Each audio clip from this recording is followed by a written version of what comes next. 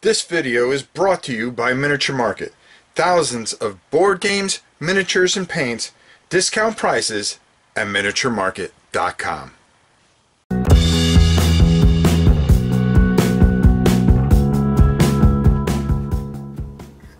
Hello everybody, welcome to War and Pieces Week, and what better to start it off with a little bit of retro stuff. Nothing wrong with a little retro. We've talked about tactics, we've talked about Gettysburg, we've talked about some of the beginning and more easier games. But during that time period, as they started to, especially Avalon Hill, back in the early, late 50s and early 60s, they started to develop games with certain battlefields. As the popularity grew, Tactics 1 and Tactics 2 were such a big hit, and when they came out with Gettysburg and some of the other games that they were doing Le Mans, some sports games as well, but the wargaming craze really started to take off, which brought to a very popular battle, which was Stalingrad. Now this old classic and hard to find game, you can maybe find it on eBay if you're lucky, but this old girl here, I'll tell you, is one of the classics and one of the staples, because it covers Stalingrad from 1941 to 1945, which was, there's been so many games made of it, and not one of them I ever get tired of. And the beauty of it is what ifs, because there's a lot of what ifs in this particular scenario. This was a periodical time that was so crucial, and Stalingrad, the bravery of both sides, showing so much, just a wonderful system that to learn. But we're looking at the Avalon Hill game here. Let's go down, take a look, and then we'll come back for my final thoughts.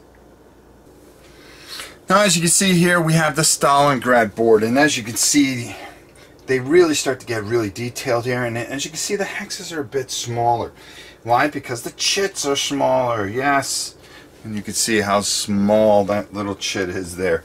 And we're just going to hold that up, as you can see some of the chits. But this is a game where they really started to branch out and start doing different things. Now, first of all, it involved the weather table. Now, Stalingrad is a big component of the weather. Okay, a lot of stuff happens during the weather. If the weather had changed during this battle, it could have changed the entire battle. Another thing that it does here, and I think it does very well, is, as you know, that everything goes off a combat table, and it goes from 1 to 1, you know, to 6 to 1, to, of course, 1 to 6 odds. And it gives you the chart. Oh, let me get that in there. There's a chart, so if you were confused, you would figure out your attack factor and the defense factor, and then it would be possibly 2 to 1. You would come over to the 2 to 1 table, roll a d6, and wherever it landed, this is where you would end up doing things. Either it would be an exchange, or defense goes back 2 squares, attack goes back 2 squares, or attacker eliminated, which can very well happen. The rules are very simple, okay?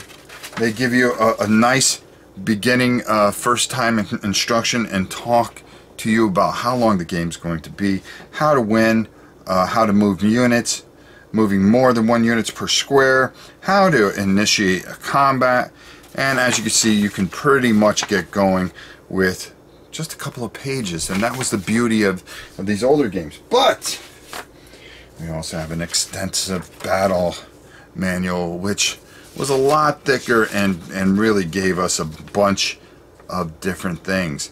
Now, another thing that this came with is, yes, I have the original time record sheet. Look at that girl.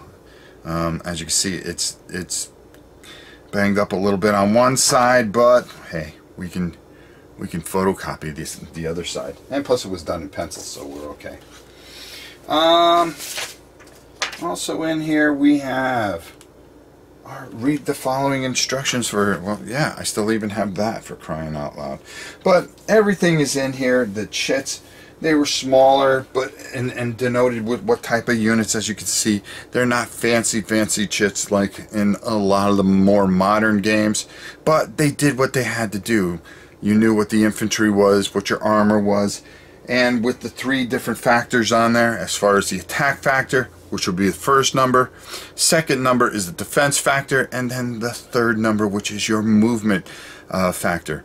The square, usually if there was an X in the middle, that notated that it was infantry, for those beginners that don't know. And then the size of the unit is denoted by the X's up top. For a tank unit, it would be a circle inside the box, which would denote armor. One of my all-time favorite games. It really just holds up even today.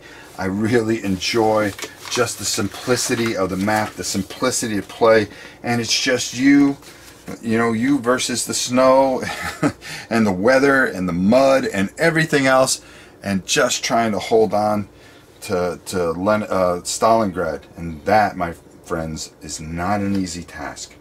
Let's go up top and get my final thoughts on this great game, Stalingrad.